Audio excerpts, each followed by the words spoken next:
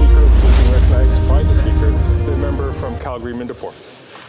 Damning new information revealed today shows that Arrivecan contractors submitted receipts to the government for a company that doesn't even exist. Wow. This investigation already includes allegations of identity theft, forged resumes, contractual theft, fraudulent billing, price fixing, and collusion in the creation of the $54 million Arrivecan app. How much worse can this boondoggle get? Simple question, which Liberal insiders got rich? Who got rich?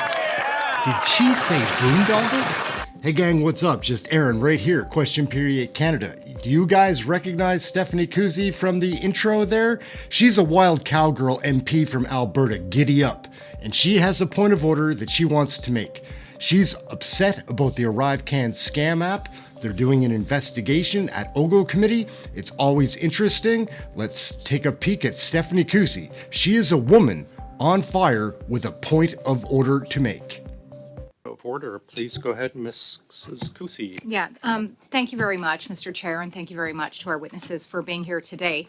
But Mr. Chair, I want to go into a piece of business I believe is very important for this committee, and not only for this committee, but for all Canadians. I believe it touches on a subject that we studied last year, very closely tied to the Arrive scam scandal, which I'm sure our witnesses here today have heard about, and that is the damning report of the procurement ombudsman regarding McKinsey.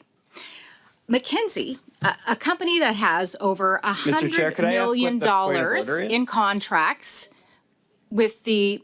Yeah, we'll get to it, Mr. Backrack. Thank you very much. It is relevant. Thank you very much. The committee. No, but it has to be an actual point of order. I'm waiting for that, Mr. Backrack.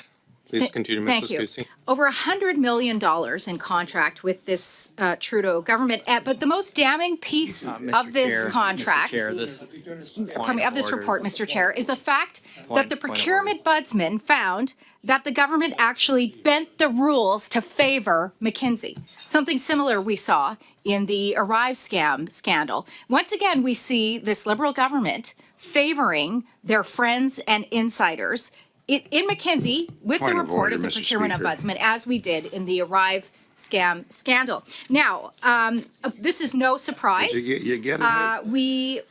we have had, of course, the Dominic Barton, who came and testified at this committee, further tying the relevance, who advised Justin Trudeau on the Advisory Council on Economic Growth and their Indo-Pacific Advisory Committee. And then, of course, they went on to, I'm getting to the point, Mr. Chair, if they will allow me to do that. Is this a point of order? I don't think this is a point of order. Hey, No, gentlemen, it's an abuse of the process. Mr. Backrack, please, I have the floor, Mr. Backrack. I understand, if you allow me to speak, please, if you could just have silence. Mrs. Kusie, if you can get to your point of order, please. Yes, of course. And then he went on to create the failed scandal-plagued Canada Infrastructure Bank.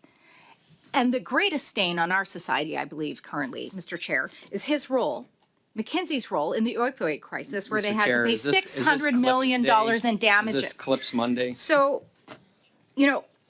I think given this report by the procurement ombudsman today, Mr. Chair, that it is absolutely necessary for this committee to hear from the procurement ombudsman regarding this report and from the CBSA once again. Thank you very much, Mr. Chair. Gentlemen, Mr. Chair, please. if I may, as a point of order? Yeah, just on that point of order or a different point of order? Well, I'm just wondering what your ruling will be on the point of order raised by my colleague, Ms. Kusie. If I could get to it, I could probably make such a ruling. Mrs. Kusie, I appreciate your comments. It is not a point of order. Colleagues, if you have read the report, though, it is pretty... We agree, but that doesn't have... I'm glad you agree. It's a just, let me please, it is a rather damning report. I appreciate Mrs. Kusie's comment, though it is not a point of order.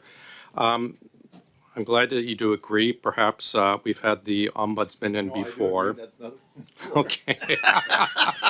My colleagues and Liberals agree with me agreeing. No, I do hope that we will agree that we can get to actually having Mr. Yiglet in NPSBC and perhaps on the report that he's spent the past year doing. And I hope if everyone's fine, we'll find some time to do that. We're still on the same point of order with the chair. Go ahead, Mr. Backrack. Well, If you had I anything think else. I share my colleague's concern about the report, and I very much want to see this committee examine that in great detail. My concern is just when points of order are used inappropriately and the chair doesn't cut them off. I don't think that's latitude that you would allow me or anyone from another party. And so I would just ask in the future that points of order be restricted to actual points of order. And I think all parties are guilty of that at different times, but it's just frustrating, and it's a frustrating way to start an important meeting. So I'll just leave it at that. Thank you. I should have cut you off halfway through. No, I understand what you're saying. I've allowed wide latitude on other point of orders. I agree, but this one is certainly not a point of order. But I'm glad that you agreeing with me and Mr. Jouari that perhaps we do need to bring Mr. Yiglik and PSPC on that report. So we'll leave it at that if everyone's fine. We will now get to our witness statements. Let's take a couple more looks at Stephanie Kusie. She is a wild one. She's fun to watch when she's on the House of Commons floor. Let's take another peek at Stephanie Kusie. After 8 years, scandal runs rampant in the Liberal NDP government. We all know about Arrivecan, and now we know about another $5 million in fraudulent billing. To make matters worse, the billing is across 36 departments and dates back to 2018, pre-pandemic. This is only the first wave of even more fraudulent billing cases. This Prime Minister is not worth the cost. So can the Minister answer one simple question? How many millions of dollars in fraudulent billing did Arrivescam cost Canadians? Mr. Speaker, even the Auditor General said that a crisis situation is no excuse for this lack of value for money for Canadians. Conservatives have put forward today a motion related to Arrivescam to get money back from the contractors who did no actual work. There is one person in this chamber who can make that decision, Mr. Speaker. The Prime Minister. The Prime Minister has the power to make the decision to get the money back for hardworking Canadians. So will the Prime Minister commit today to getting the money back for Canadians, or will he shirk his responsibility like he usually does? So gang, yeah, that's the wild cowgirl, Stephanie Kusie. She's an MP from Alberta, giddy up. Yep. And she's always fun to watch. We've had a couple of looks at her on the House of Commons floor in the OGO committee investigations. She's super interesting.